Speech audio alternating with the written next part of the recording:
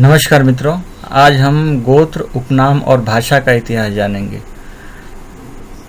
उपनाम जो सरनेम हम लोग लगाते हैं वो भाषा मतलब हमारी वार्तालाप की, लिखने की क्या शैली थी उसके बारे में, और गोत्र जिसका संबंध गुरुओं से है उसके बारे में हम पूरा इतिहास जानेंगे। तो शुरू करते हैं।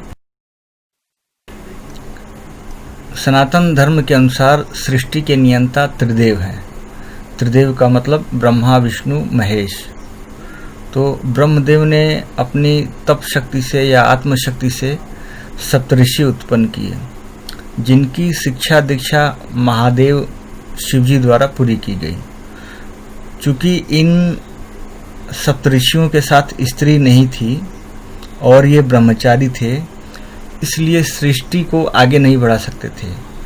तब शिव शक्ति कृपा से एक जोड़ा महाराज मनु अपनी पत्नी शत्रुपा के साथ उत्पन्न हुए।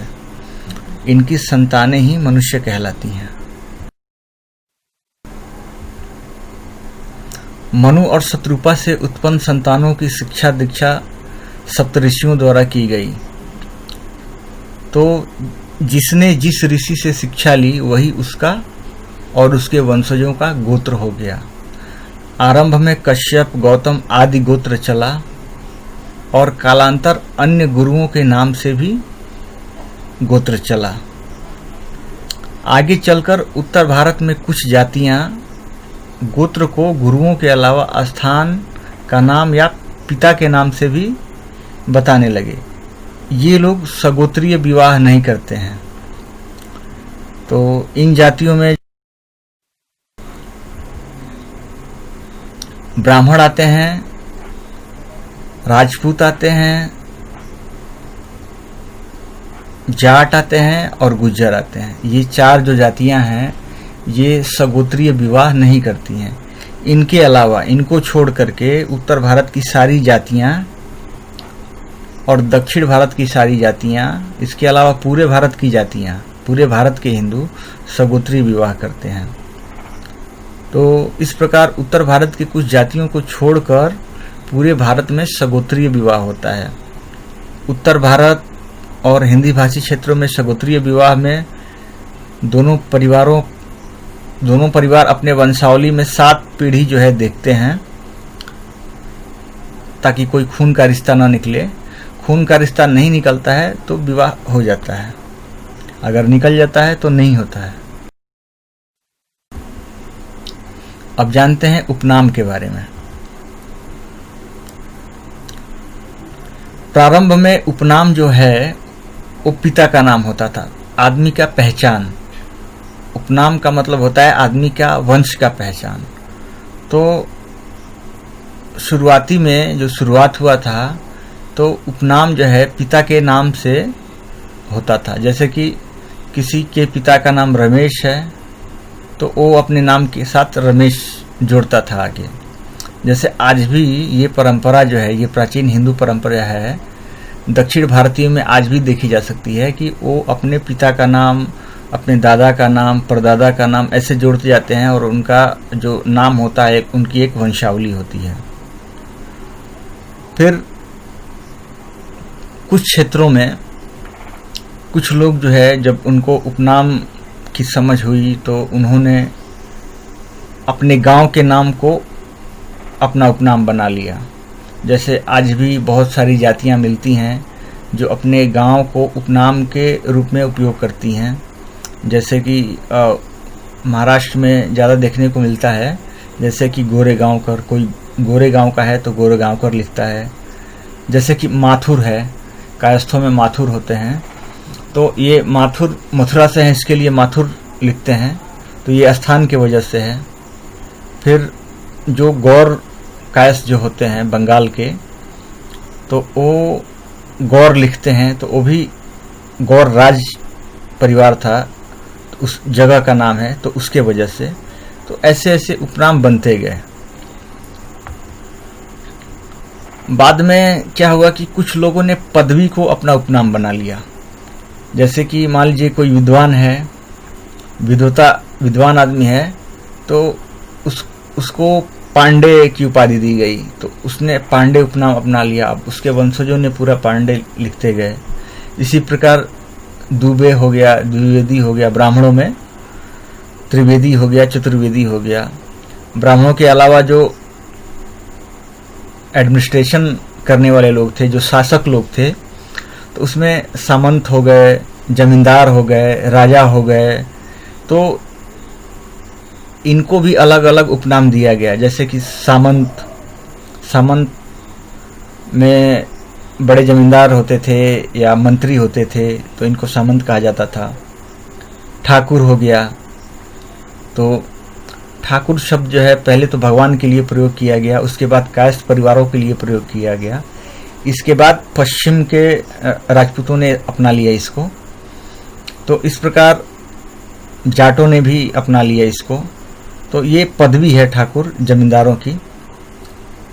तो जमींदार राजा जो होते थे उनकी एक पदवी होती थी, तो ये ठाकुर पदवी हो गई। तो इसको भी लोगों ने अपना लिया अपने टाइटल के रूप में।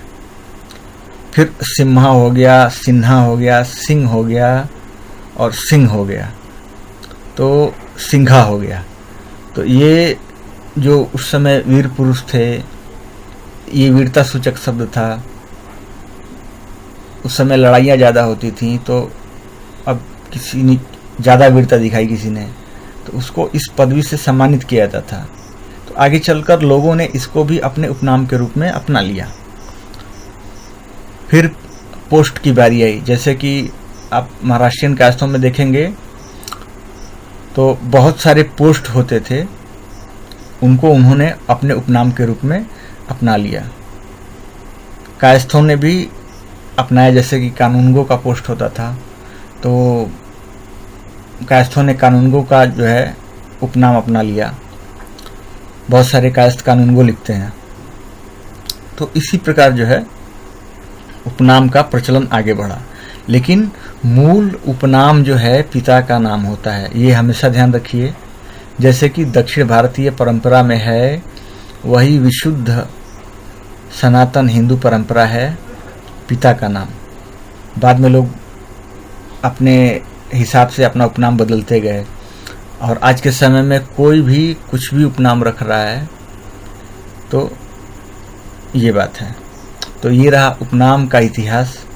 आशा है आप लोग अच्छे से समझे होंगे इसको। अब जानते हैं भाषा का आरंभ। तो भाषा का आरंभ इस प्रकार हुआ कि प्रकृति के जब आरंभ हुई, जब सृष्टि शुरू हुई, तो मनुष्य आए, तो उनका कोई अपना भाषा नहीं था, कुछ भाषा नहीं था। उनकी मानसिक शक्ति बहुत तीव्र होती थी और कुछ बोलने की ज़रूरत नहीं होती थी, तो इशारों से ही समझ जाते थे वो। फिर मनुष्यों ने बोलने की कोशिश की, जैसे पशु पक्षियों की तरह बोलने की कोशिश की, इशारे की कोशिश की। तो धीरे धीरे ये भाषा आ गई। तो सृष्टि के आरंभ में जो है प्राकृत भाषा थी, अर्थात प्रकृति की भाषा। जैसे पक्षियों का चहचहाना और पशु जो बोलते हैं वैसे बोलना, इशारे करना, इसी तरह। तो इसी तरह एक मतलब धीरे धीरे कहीं ना कहीं सांकेतिक भाषा का रूप जो है ली जा रही थी। कालांतर महादेव भगवान शिव ने भाषा का ज्ञान माता शक्ति को दिया, क्योंकि जो शिष्य थे, जो सप्तऋषि थे, वो समझने में असमर्थ थे, उनको समझ में नहीं आता। तो इसलिए महादेव जी ने माता को वो सारा ज्ञान दिया भाषा शैली का, और माता से जो है सप्तऋषियों को मिला, जो शिष्य थे, महादेव के शिष्य थे, उनको मिला। तो तब जाके जो है पाली और तमिल, ये दो भाषाएं जो हैं प्रचलन में आई। पाली और तमिल भाषा, ये भाषाएं कैसी थीं कि पाली जो है सांकेतिक भाषा थी। उसको पढ़ने के लिए व्यक्ति में बहुत ज़्यादा समझ होनी चाहिए थी। वो सांकेतिक भाषा थी, जिसमें कुछ चित्रों के सहारे, कुछ संकेतों के सहारे उसको समझना पड़ता था। ऐसी कोड वर्ड वाली भाषा थी। तो आज के जैसी आसान भाषा नहीं थी कि हम आसानी से पढ़ लेते हैं, बोल लेते हैं, समझ लेते हैं, वैसी भाषा नहीं थी। वो सांकेतिक भाषा थी। उस संकेतों का बराबर अध्ययन करना पड़ता था, उन संकेतों को समझना पड़ता था, और उन संकेतों को लिपि का रूप दिया गया बाद में। तो वो भी हम बताएंगे कैसे वो लिपि में आई। तो इस तरह से जो है पाली एक भाषा के रूप में प्रतिष्ठित हुई और तमिल प्रतिष्ठित हुई। ये दोनों, पाली और तमिल दोनों भाषाएं अति प्राचीन हैं। मतलब पहले प्राकृतिक भाषा है जो अति प्राचीन है, इसके बाद पाली और तमिल हैं, और इसके बाद जो है संस्कृत आया हुआ है। ये एक्चुअल इतिहास है, ये ओरिजिनल इतिहास है। तो इस प्रकार माता आदिशक्ति से सप्तऋषियों को मिला, और सप्तऋषियों से भाषा का ज्ञान मानवों में आया।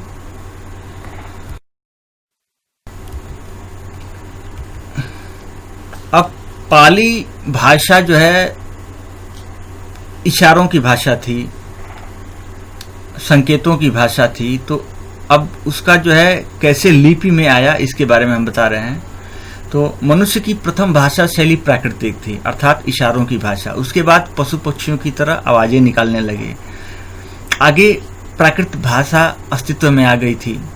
गुरु बोलकर और इशारों से शिष्यों को पढ़ाते थे, पर लिखने के लिए कोई लिपि नहीं थी। उस समय जो है भृगु ऋषि के मस्तिष्क में ये प्रश्न उठा कि जो वो पढ़ा रहे हैं उनको शिष्यों को याद रहेगा कि नहीं रहेगा। पहले तो कोई लिपि नहीं थी। गुरु बोलता था, शिष्य सुनते थे, गुरु समझाता था, शिष्य समझते थे। इस तरह था जब प्राकृतिक भाषा आ गई थी तब। उसके बाद, उसके पहले वो भी नहीं था। तो अब भृगु ऋषि थे, उनके मन में ये प्रश्न उठा कि मैं जो बोल रहा हूं तो मेरे शिष्य कैसे याद रखेंगे। तो उन्होंने क्या किया कि अपने शिष्यों को चित्रों के सहारे पढ़ाना शुरू किया, चित्रों और संकेतों के सहारे। तो अब इसको देख के अन्य गुरुओं ने इसको पालन करना शुरू किया।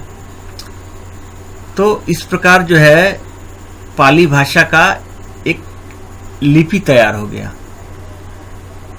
जो बहुत बाद में हुआ। ये अभी नहीं हुआ, अभी जो भृगु ऋषि ने शुरू किया था उस समय में हुआ। भृगु ऋषि के समय में अगर चित्रों के सहारे पढ़ाई होती थी। तो आजकल हमको जो गुफाओं में जो चित्र मिलते हैं, बहुत सारे चित्र मिलते हैं हमको गुफाओं में, तो उस समय इन गुरुओं द्वारा ही पढ़ाया गया था वो चित्रों के सहारे, क्योंकि और कोई माध्यम तो था नहीं, ना कागज था, ना पेन था, ना पेंसिल था। तो रहने के लिए घर भी नहीं था, गुफाओं में रहते थे या जंगलों में रहते थे। तो इन चित्रों के सहारे पढ़ाते थे वो। तो आज हमको जो चित्र मिलते हैं गुफाओं में, प्राचीन गुफाओं में जो चित्र मिलते हैं, वो इन्हीं गुरुओं की देन है। इन्हीं गुरुओं ने अपने शिष्यों को पढ़ाया है उस समय। तो यही शैली जो है आगे चलते चलते चलते चलते पाली हो गई। पाली भाषा के रूप में, पाली लिपि के रूप में एक